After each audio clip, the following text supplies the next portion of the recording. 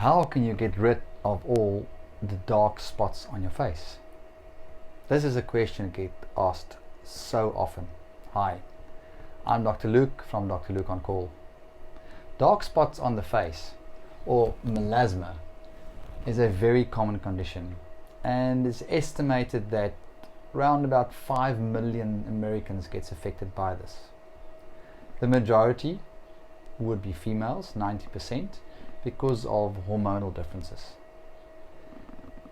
The exact cause of melasma is not quite known, but we know that the sun is a major contributing factor, and that will aggravate your melasma if you are genetically predisposed to get this. We also see that this happens in the reproductive years, and that's why hormones play a big role. Yes, it's true, you probably developed your melasma in your pregnancy. 15 to 50% of females develop their melasma or their dark spots, which is mostly on the cheeks and across the nose, during their pregnancies.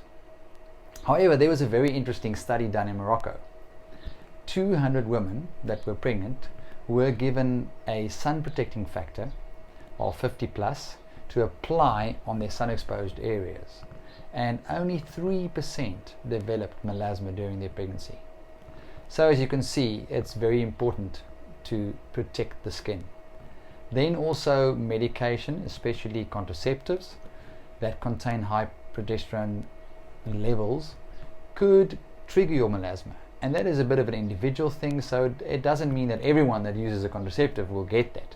But if you suddenly develop melasma or dark spots after starting your contraceptive, it's a good thing to speak to your doctor and maybe just change it to a different option. Okay, so how do we treat melasma?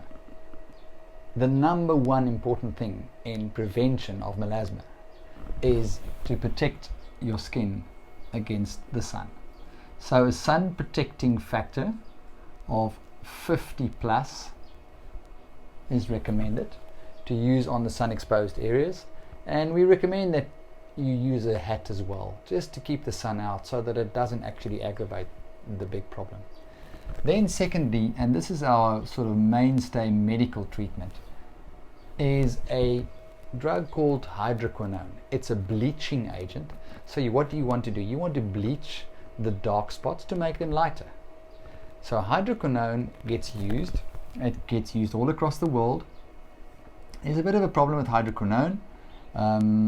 You have to use it at a very low percentage. So we use it from between 2 and 5%, depending on the prescription of your doctor. This then gets mixed with a 15 gram cortisone cream, mild cortisone cream,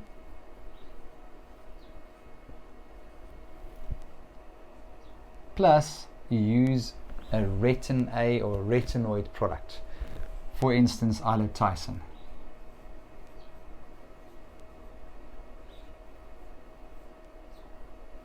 .20 grams.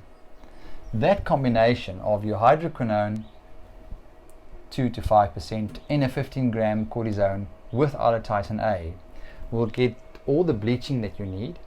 It will also increase the skin production so that there are more cells that can actually rejuvenate the skin and give you a nice healthy layer.